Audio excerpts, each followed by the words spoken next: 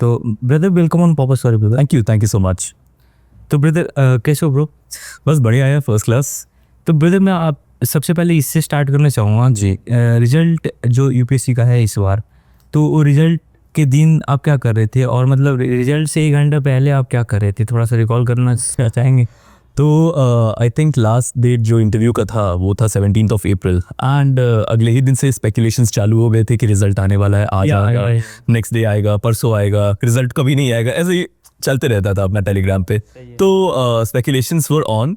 22 तारीख को ऐसा लग रहा था कि मंगलवार है, आज कुछ होने वाला है। एंड 22 को जैसा आपने बोला कि अब बैठ के मैं मतलब क्योंकि मैं पटना से तैयारी करता था, ओके, एंड मुझे बीपीएससी का एग्जाम दिया था, बिहार पब्लिक सर्विस कमीशन से, वो नेक्स्ट डे था, नेक्स्ट डे मेंस का एग्जाम था मेरा। हाँ, तो मैंने वो इसलिए नहीं लिखा क्योंकि 22 को रिजल्ट आ गया था। I was like I am done bro, अब नहीं करना है मेरे को। तो अब मतलब किताब खोल करके बैठा हुआ था, हाथ में मोबाइल था एंड दिन भर फोन में ही चल रहा था कि हाँ भाई अब आएगा, अब आएगा, अब आएगा। कभी बेड पे जा रहे हो, कभी चेयर पे बैठ रहे हो, बट इस तरह की अकेले थे मतलब? जी, मम्मी पापा अपने रूम में थे, मैं अपने रूम में था एंड मेरा मतलब उनके हिसाब से मैं पढ़ रहा था, मतलब मैं पढ़ नहीं रहा था। हाँ, हाथ में किताब जरूर खुली हुई थी कि हाँ भाई मेरा तो कल एग्जाम है यार, अगर नहीं हुआ तो फिर तो जाना पड़ेगा लिखने के लिए। सही है, सही है।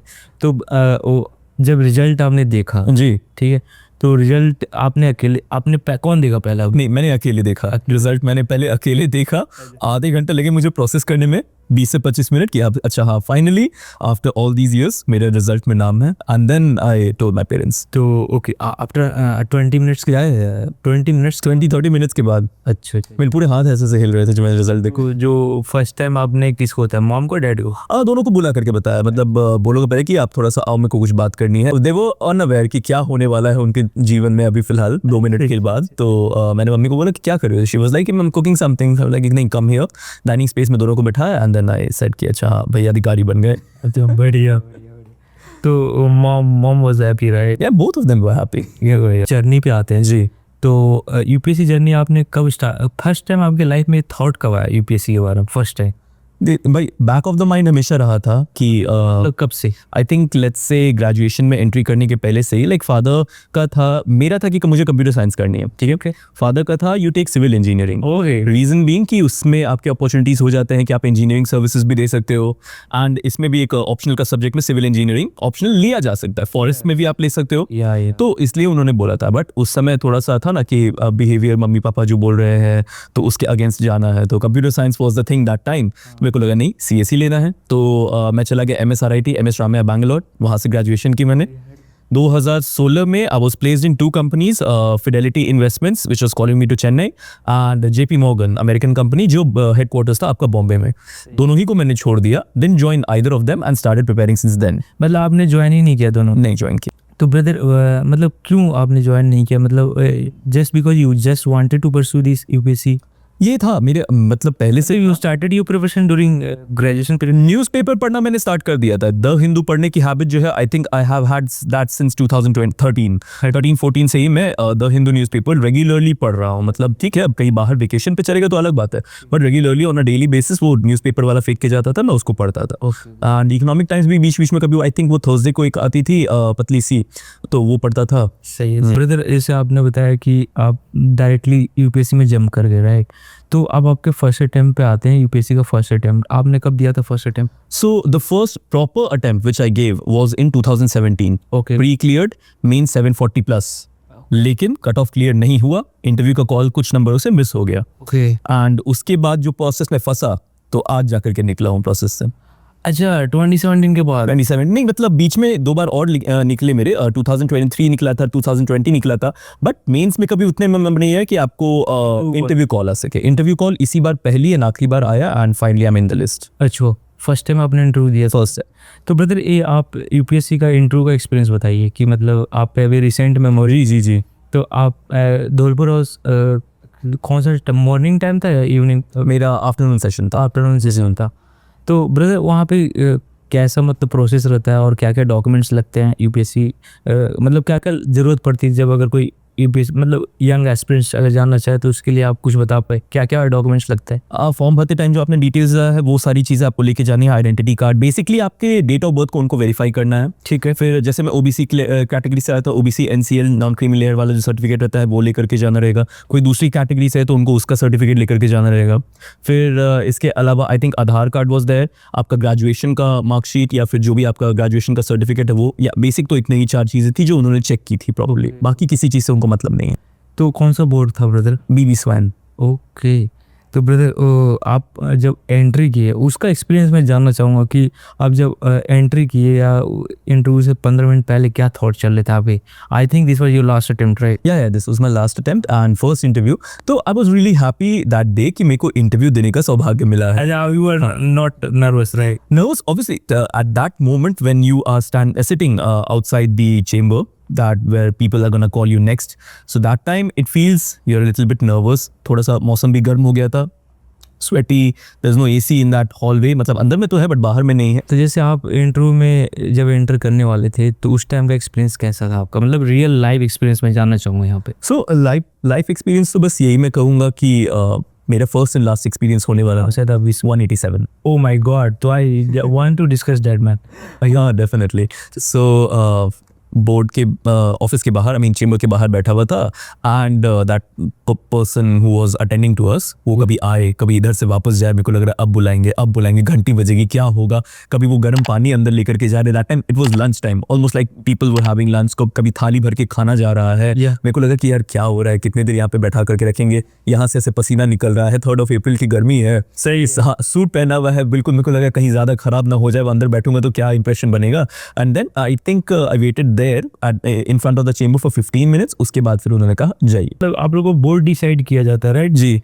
तो ये आपके बोर्ड में से कितने लोगों का सिलेक्शन? 5 लोग। अच्छा, सिलेक्शन कितने लोगों ये तो मैं नहीं बता पाऊंगा, मतलब वो तो देखना पड़ेगा डेटा क्या, बट बोर्ड 5 लोगों का था। बोर्ड 5 जी था। तो आपका कौन सा नंबर पे था? नहीं, मेरे से पहले 2 और लड़कियां थी and I was the third one. लेकिन मेरे बाद 5 और लोग थे। नहीं 3 और लोग, नहीं 5 और लोग थे, सॉरी।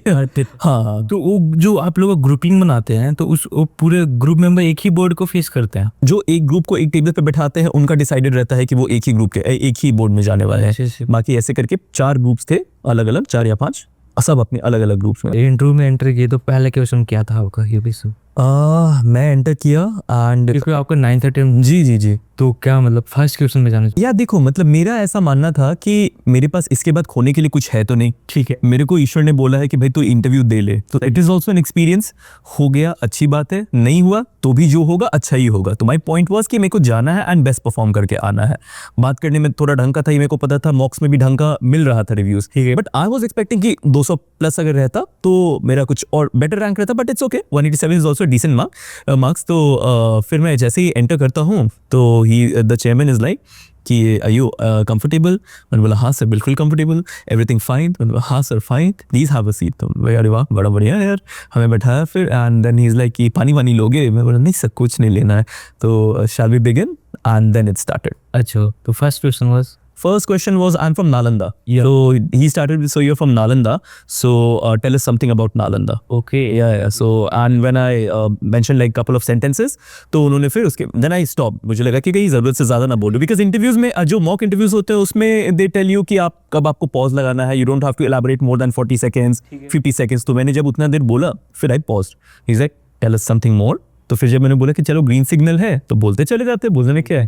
तो यहाँ से पिकअप किया उन्होंने। फिर उन्होंने बोला कि नालंदा के अलावा एक और यूनिवर्सिटी हुआ करती थी प्राचीन भारत में, तो वो कौन सी थी? तो मैंने बोला आप 2-4 यूनिवर्सिटीज़ के नाम बताओ। तो मैंने बोला जगदलपुर है, उदंतपुरी है, बहुत सारी यूनिवर्सिटीज़ है। ही बोला कि एक और आप मिस कर रहे हो। मैंने बोला तक्षशिला। हाँ, तो ही बोला कि हाँ तक्षशिला यूनिवर्सिटी का है। मैंने बोला सर अभी तो वर्तमान काल में पाकिस्तान में है, एक ज़माने में भारत में होती थी। सही है। हाँ, तो ही वाज लाइक कि क्या वो यूनिवर्सिटी अभी भी फंक्शनल है? मैंने बोला सर फंक्शनल तो नहीं है, बट उसके नाम पे और यूनिवर्सिटीज़ वहाँ हो सकती हैं इस तरीके से। उन्होंने बोला म्यूजियम वगैरह पे कुछ डिस्कशन करने लगे कि हाँ मैं वहाँ पे म्यूजियम है, ऐसा कुछ। ये एक सीन था। उसके बाद interview shifted towards my hobbies. मैंने 3 हॉबीज़ डाली थी। ठीक है। Religious tourism, listening to old Hindi songs and third was gymming. तीनों ही हॉबीज़ में मेरा आई थिंक 65 या 70% इंटरव्यू गया होगा। ज़्यादातर क्वेश्चन इसी से आए थे मेरे। सॉन्ग्स पे क्या पूछा था? सॉन्ग्स पे मुझसे पूछा मुगले आजम का म्यूजिक डायरेक्टर, आपका फेवरेट सॉन्ग?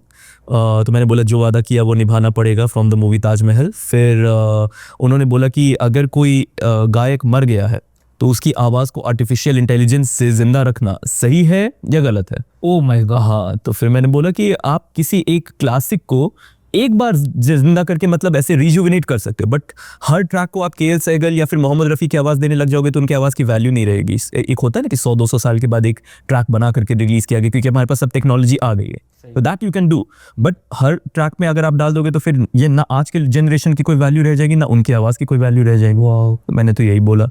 फिर दे शिफ्टेड टुवर्ड्स हाँ, तो फिर उन्होंने बोला कि आपका ओल्ड का दायरा मतलब आप कितना ओल्ड सुनते? तो मैंने बोला सर 60s 70s 80s यहाँ तक गया हूँ। लाइक वो तो ओल्ड ही नहीं है, ओल्ड तो 40s होते हैं। मैंने बोला सर नहीं, वहाँ तक तो नहीं गया हूँ, बट हाँ थोड़ा बहुत प्रिपरेशन था उस समय का भी। तो आपको सिंगिंग भी आती है?